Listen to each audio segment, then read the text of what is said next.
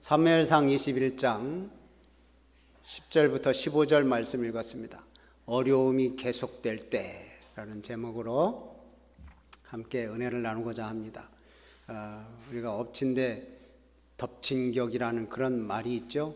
막 비가 폭포수같이 쏟아져 가지고 비 피해를 입었는데 겨우 정리하고 다듬고 그랬는데 또 태풍이 올라온다, 뭐 이런 소식이 들으면 막 엎친 데 덮친 격이죠. 뭔가 일이 잘 이제 어떻게 해결해 보려고 지금 큰 일을 앞에 두고 이것을 피해서 다른 것을 택했는데 그게 더 힘든 일이 우리에게 다가온다면 참 힘들 거예요. 인생을 살다 보면 우리에게 이런 위기가 찾아옵니다. 이 환난과 이 위기 상황에 맞닥뜨리면 순간 판단력이 흐려집니다. 그래서 이걸 어떻게 해야지?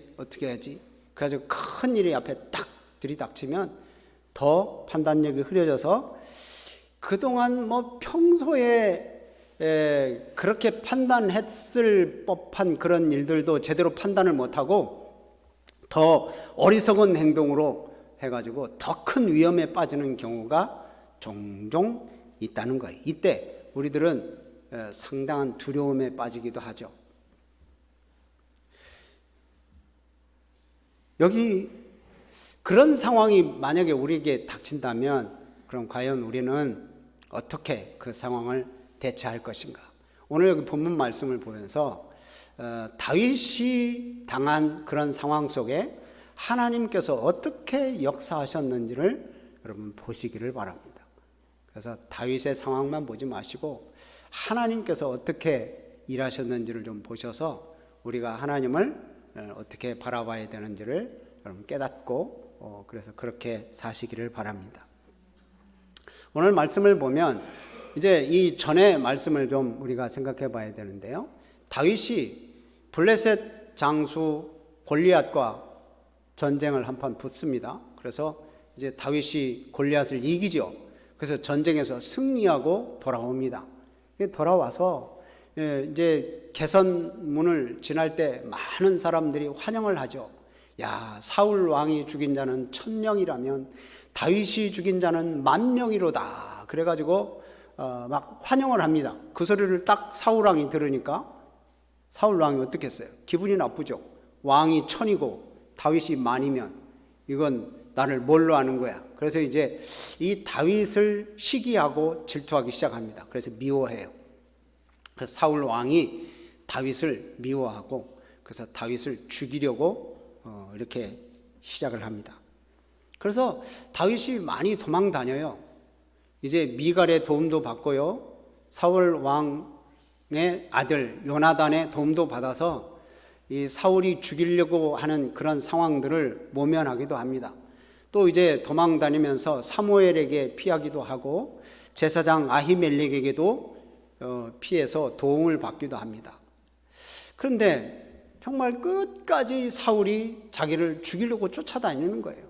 다윗이 무슨 죄가 있어요? 아무런 죄도 없잖아요. 전쟁에서 승리하고 돌아왔고 그래서 사람들이 그렇게 다윗을 만만이로다 이렇게 칭찬한 것밖에 없는데 그 칭찬을 받았던 이 다윗에게 사울이 질투의 신이 발동을 해가지고 다윗을 죽이려고 쫓아다니니 이거 계속 쫓아다니니 어떻게 하겠어요? 그래서 피하려고 이제 피한 거예요.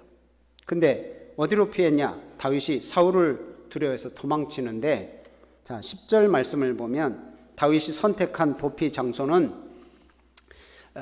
가드 왕 아기스라고 하는 사람한테 갔습니다. 아기스 뭐 기적의 이름이 아니에요. 아기스에게로 이렇게 도망을 갔는데 이 아기스가 어떤 사람이냐? 가드의 왕이라고 하는데 가드는 도시 이름입니다. 도시 어느 도시 이름이냐? 블레셋의 도시 이름이에요. 여러분 한번 생각해 보세요. 이 가드는 블레셋 도시 성읍 이름이고 가드는 또한 이 다윗이 죽였던 골리앗의 고향입니다. 그러면 여러분 어떻게 생각하세요? 이거 뭐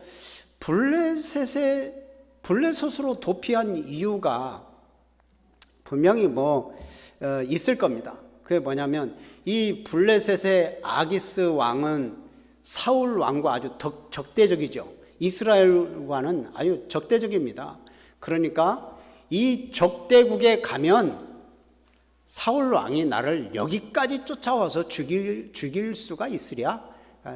그러지는 못할 거다. 이렇게 생각하고 이제 사울이 계속 죽이러 쫓아다니는 걸 피해서 블레셋에 도피를 했던 거예요.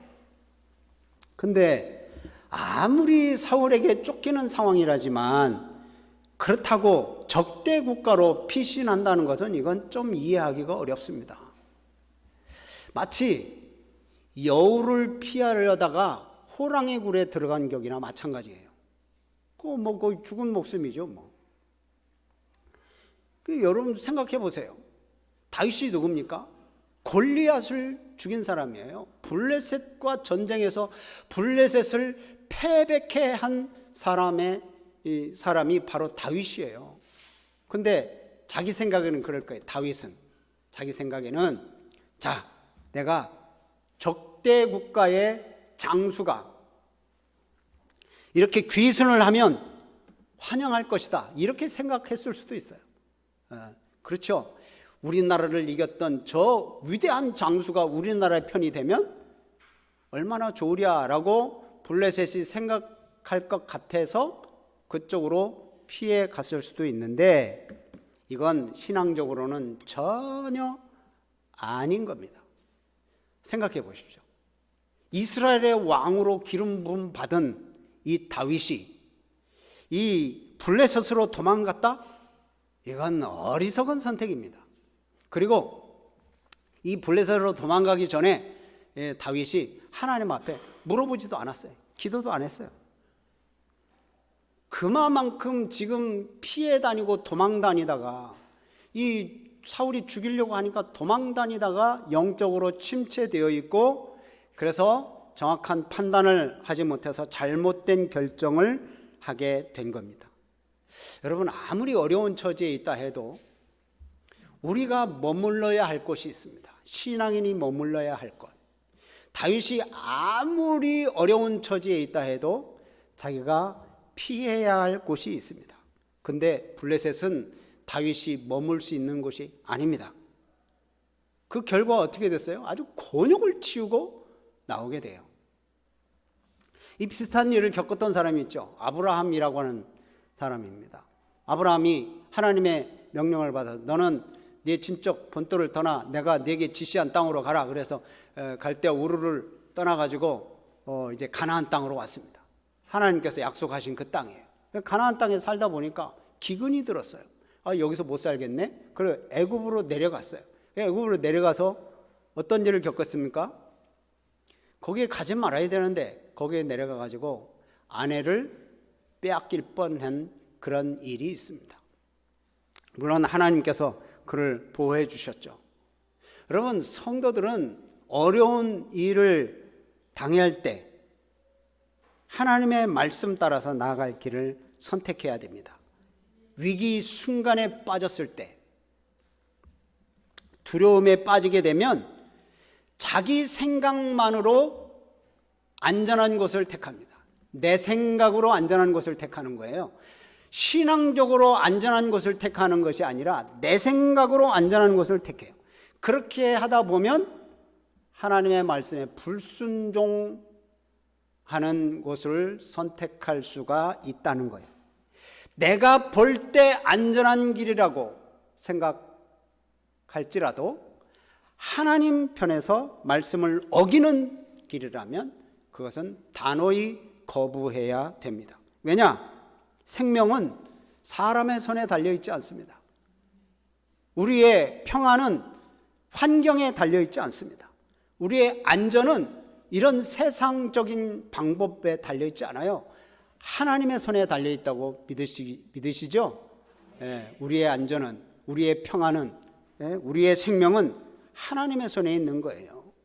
물론 사람의 손으로 해결할 수 있는 것들이 있습니다.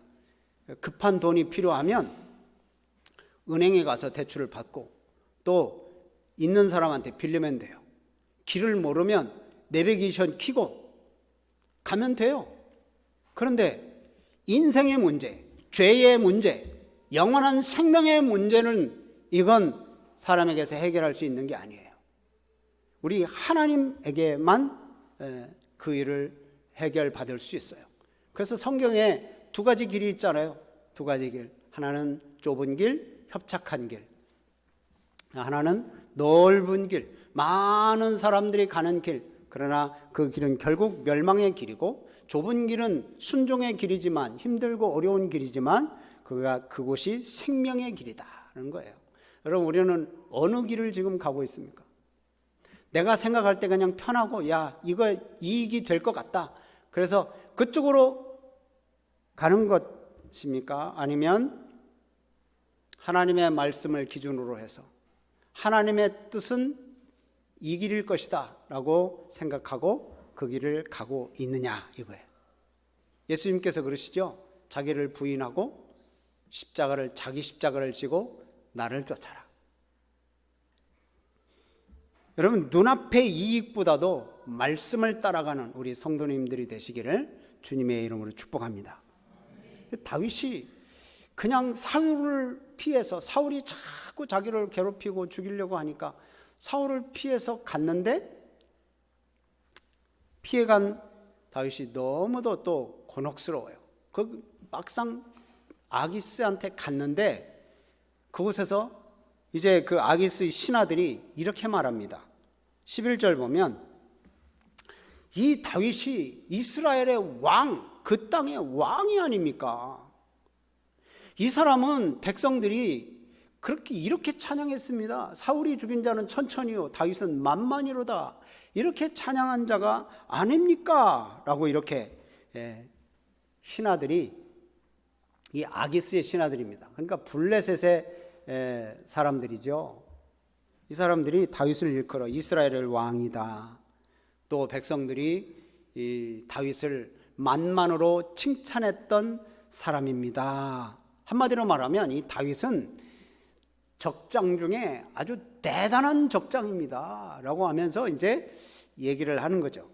이 말을 다윗이 딱 듣는 순간, 자, 내가 안전한 곳으로 피해 왔다고 생각했는데 지금 어때요? 심히 두렵게 느껴지는 거예요. 야, 여기 와서도 이게 죽게 생겼구나. 그래가지고 자기가 어떤 행동을 취하느냐, 여기 보면 미치광이 행세를 합니다. 13절 말씀을 보세요. 13절 말씀 보면, 그들 앞에서 그 행동을 변하여 어떻게 하고?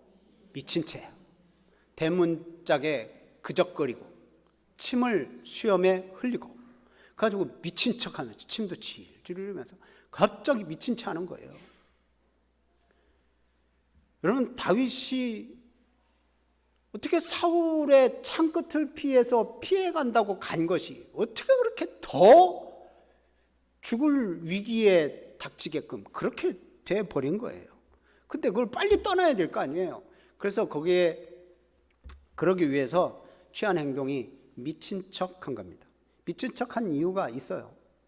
그 당시에는 뭐 지금도 그렇지만 뭐 미친 사람 만나면 좀 별로 안 좋아하잖아요. 또 이제 그 당시에는 미친 사람들을 죽이면 그 미친 병이 옮긴다라는 그런 속담이 있습니다. 그런 속설이 있어가지고, 아이, 미친 사람 그냥 보내야 된다라는 그런 상황이기 때문에 이 다윗이 진짜 자기가 참 치욕스럽고 참 모욕을 받는 그런 상황이 있어도 이게 그것을 빠져나가야 하니까 어떻게 하겠어요? 미친 척한 거예요. 이런 행동을 통해서 다윗이 그 사람들을 속이긴 했고 또 생명을 구할 수는 있었는데, 여러분, 이거 얼마나 수치스러운 일입니까? 이스라엘의 왕으로 기름 부음 받은 하나님의 사람 다윗이 이런 수치스러운 일을 견딜 수 없는 수치스러움입니다. 이 수염에 침을 흘렸다. 수염은 이 어른들이 이렇게 쭉 길리잖아요. 그 당시 이게 존귀, 위엄을 나타내는데 이 수염에 침을 흘렸다는 것은 이건 모욕이고 자기 스스로 모욕을 당하는 그런 일이에요. 그러면 이 모습을 보면 참 우리가 알 수 있어요. 신앙인이라도 우리가 실수 없이 완벽하게 살 수 있는 사람은 없다. 실수할 수도 있고 결정을 잘못할 수도 있다. 그러나 하나님께서 깨닫게 하실 때는 언제든지 돌아갈 준비를 하고 있어야 됩니다. 우리가 뭐 늘 옳은 판단, 옳은 결정으로 이렇게 살아가는 건 아니잖아요. 순간순간 갑자기 막 이 다윗처럼 실수할 수가 있어요. 자기 판단이 미스가 될 때도 있는데, 여기는 이 다윗의 실패를 보면서 우리가 느끼는 것은 뭐냐면, 인간 참 연약하구나. 결국 피하러 간 게 더 위험 속에 빠져버렸어요. 그리고 한 가지, 이 다윗의 실패를 보면서 우리는 한 가지 참 은근히 위로도 받습니다. 여러분 위로 안 받습니까? 여러분 한번 생각해 보세요. 다윗과 같은 위인도 이렇게 실수하기도 하고 그것도 실수도 여러 번 하고, 그런데도 불구하고 하나님이 다윗을 버리지 않고 그를 믿음의 사람으로 딱 세웠다는 게 우리에게는 위로가 되는 거예요.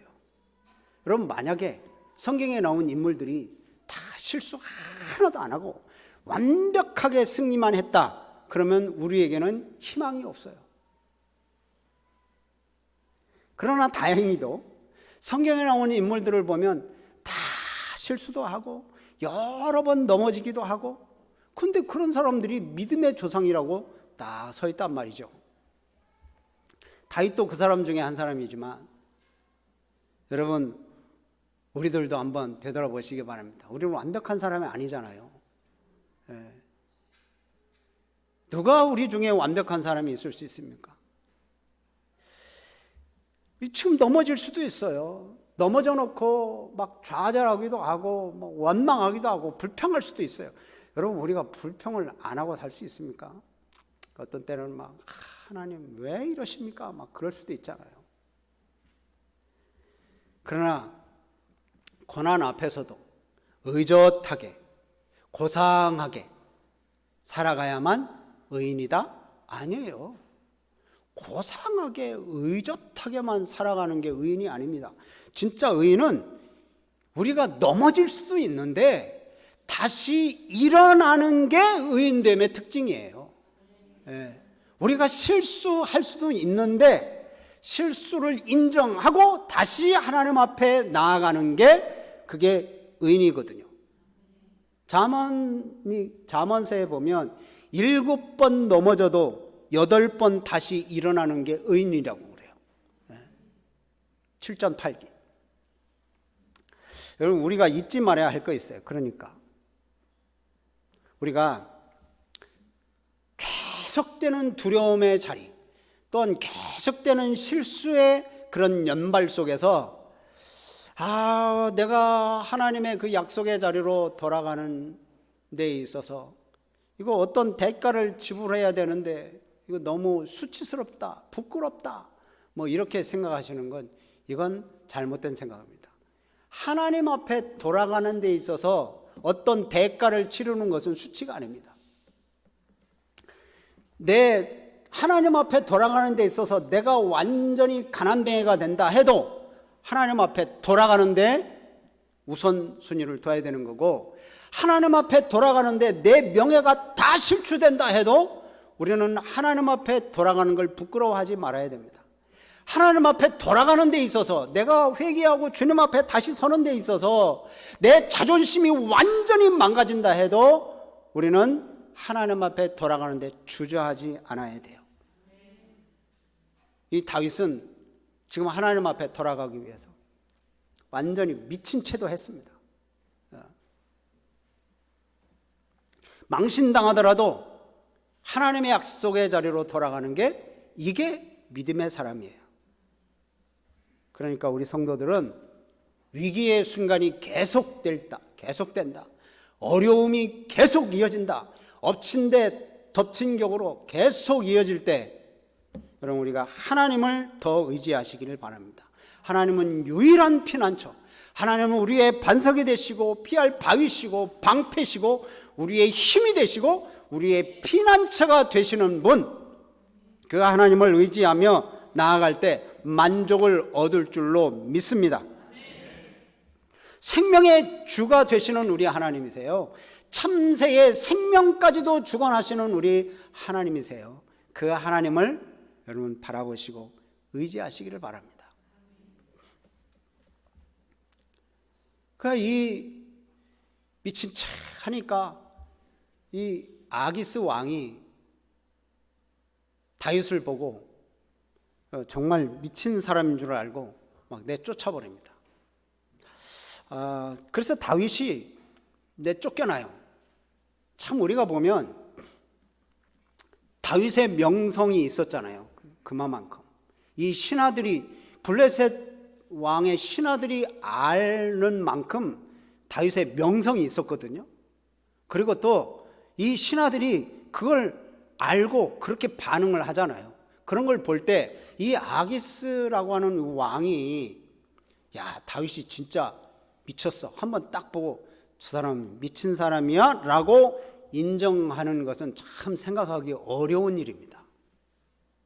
미쳤어도 적장이니까 죽일 수도 있었을 텐데 그냥 미친 사람으로 인정하고 내쫓아버렸어요. 이것은 다윗이 순간 지혜를 발동한 게 아니라 하나님의 보호하심, 하나님의 돌보심이 있었다는 사실을 알 수 있어요. 여러분 어떻게 다윗이 그런 명성이 있는데 아기스가 갑자기 한번 보고 미친 체 한다고 저거 미쳤네 그러고 내보낼 수 있어요? 이건 하나님의 돌보심이 아니면, 하나님의 보호하심이 아니면, 하나님께서 인도하시고 위기에서 건지심이 아니면 이건 있을 수가 없는 일이에요. 하나님의 돌보심이 있는 줄로 믿습니다. 어쩌면 이 고난의 계속 연속선상에 있는 이 다윗, 여러분 어떻게 보면 막 불평하고 원망할 수도 있어요. 한번 생각해 보세요. 아니 사울이 그냥 보통 죽이려고 한 거가 아니잖아요. 막 계속 죽이려고 쫓아다니니까 겨우 그래서 외국으로 도망갔는데 외국에 도망가자마자 또 이게 죽을 위기를 닥치니 이거 얼마나 힘들어요. 그래서 원망하고 좌절할 수도 있지만 이 다윗은 자기를 이 위기에서 벗어나게 하신 하나님을 찬양하는 그런 찬양의 노래를 부릅니다. 그게 시편 34편이에요. 여러분 시편 34편을 여러분 한번 보시면 그 소제목이 있잖아요. 다윗이 아비멜렉 앞에 미친 채 하다가 쫓겨나서 지은 시. 이 미친 채 하다가 쫓겨나서 지은 노래라는 거예요. 여러분 그러면 야, 내가 그때 순발력을 발휘해서 내가 미친 척 해가지고 내가 살아났지? 뭐 이러면서 자기를 칭찬하는 것이 아니라 이 34편 이 말씀을 보면 내 지혜 때문이 아니라 내가 부르짖고 기도한 그 기도를 응답하신 하나님의 은혜였다라는 고백을 그 시편 34편에서 하고 있어요. 그건 뭐예요? 그건 무슨 뜻이에요? 자기가 지금 뭐 위기에서 벗어났어요. 벗어났는데 그 벗어난 잘한 게 자기가 잘한 게 아니고 하나님의 은혜였다고 고백하는 것은 그동안 그런 위기 속에서 다윗은 기도했다는 거예요. 지금 자기가 실수했어. 내가 잘못 왔어. 지금 잘못 선택해가지고 지금 블레셋 진영에 와가지고 죽을 위기에 있을 때 하나님 앞에 막 간절히 기도한 거예요. 속으로. 얼마나 기도했겠어요. 그러니까 자기가 이 시편 34편에서 고백하는 것은 내가 부르짖음에 하나님이 응답하셨도다 그러고 하나님을 찬양하잖아요. 여러분 기도했다는 거예요. 여러분 우리에게 고난이 연속 발생하죠. 계속 엎친 데 덮친 격으로 막 이렇게 오죠.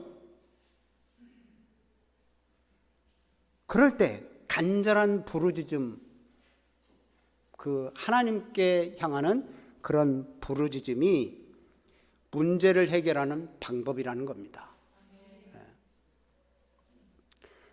고난 위기 속에 이 다윗은 계속 연단받는 거예요. 지금 이스라엘 왕으로서 온전히 서기 전에 지금 얼마나 많은 고난을 겪는지 몰라요. 여러분, 이 고난을 겪은 후에 나중에 왕이 딱 돼서 이제는 이스라엘을 하나님 중심으로 믿음으로 이스라엘을 다스리는 사람이 이 다윗이 되는 거예요. 마침내 그리고 하나님을 찬양하게 되는 거예요. 여러분, 예수님을 한번 보시기 바랍니다. 예수님이 수많은 고난을 겪으셨습니다. 십자가를 지셨습니다. 온갖 모욕을 당하고 치욕스러운 십자가를 지시고 죽음을 당하셨습니다. 그러나 그런 과정 거친 후에 그 다음에 부활의 영광을 차지하잖아요. 하나님의 보좌 우편에 앉잖아요. 여러분, 우리가 신앙의 노선을 걸어가고 신앙의 길을 갈 때 평탄한 길만 걸어가면 예수 잘 안 믿어요. 어려운 일도 있고 힘든 일도 있고 눈물겨워서 정말 하나님을 원망할 그런 상황이 우리들에게 다가올 때 정말 그때 이 다윗과 같이 하나님 앞에 기도하는 거예요. 두려워하지 마는 거예요. 두려움은 우리 내면의 가장 큰 적입니다. 그리고 원망, 불평도 역시 마찬가지예요. 이 두려움이 커지면 믿음이 작아져요. 그러니까 믿음이 커지면 두려움이 작아지는데 두려움이 커지면 믿음이 작아져요. 그러니까 우리 성도들은 하나님을 신뢰하면서 두려움을 이겨내야 될 줄로 믿습니다. 이 다윗은 끝나지 않는 위기, 계속되는 그 위기 가운데 자, 언제 끝날까? 지금 다윗의 상황으로서는 정말 감당하기 힘든 그런 상황이에요. 뭐 끊임없이 지금 계속 죽음이 자기를 찾아오니까요. 앞으로도 그 죽음이 계속 찾아올 겁니다. 그 성경을 읽다 보면 그거 알잖아요. 근데 그 고통스러운 마음을 하나님 앞에 고백한 거예요. 그리고 하나님을 찬양한 거예요. 그래서 시편 34편을 노래하는 거예요. 여러분, 예수님도 그러시잖아요. 그 십자가를 지실 때 예수님이 무슨 죄가 있어요? 무슨 잘못을 저질렀어요? 아무 잘못이 없어요. 우리 죄 때문에 십자가를 지시는 거예요. 근데 예수님이 하나님 앞에 기도합니다. 그 고통 중에 내 원대로 마옵시고 하나님의 원대로 되기를 원하나이다. 아버지의 원대로 되기를 원합니다. 그래서 하나님을 신뢰하는 자는 죽음 앞에서도 두려워하지 않아요. 이 고난 환난이 닥쳐도 담대하게 믿음의 길을 걸어갑니다. 마치 그렇습니다. 엄마 품에 안긴 아이는 온갖 무슨 풍랑이 몰아치고 바다 위에서 뭐 죽을 고비가 있어도 아기는 엄마 품에서 평안히 잡니다. 그렇죠? 그것처럼 우리가 하나님의 그 사랑의 품에 있을 때 우리는 진짜 평안한 삶을 살아갈 수 있는 거예요. 그래서 사도 바울은 이렇게 고백합니다. 누가 우리를 그리스도의 사랑에서 끊겠느냐? 로마서 8장 말씀 보면 그러죠. 우리가 주를 위하여 죽임을 당하게 되고 우리가 그것 때문에 어린 양, 죽음을 향해 도살장에 가는 그런 어린 양과 같이 되는 그런 상황이 있어도 우리를 사랑하시는 이로 말미암아 우리는 넉넉하게 이긴다. 이게 믿음이거든요. 그래서 다윗이 막 확신합니다. 내가 사망이나 생명이나 천사들이나 권세자들이나 어떤 피조물이라도 그리스도 안에 있는 하나님의 사랑에서 나를 절대 끊을 수 없다. 그러면서 이제 담대하게 믿음으로 나갑니다. 여러분, 이 다윗의 환난 속에서 부르짖는 기도, 또 바울과 같은 이 그리스도의 사랑에서 절대 나를 끊을 수 없다라고 하는 이 자신감 있는 믿음, 여러분 이 믿음을 소유하는 우리 성도님들이 되시기를 바랍니다.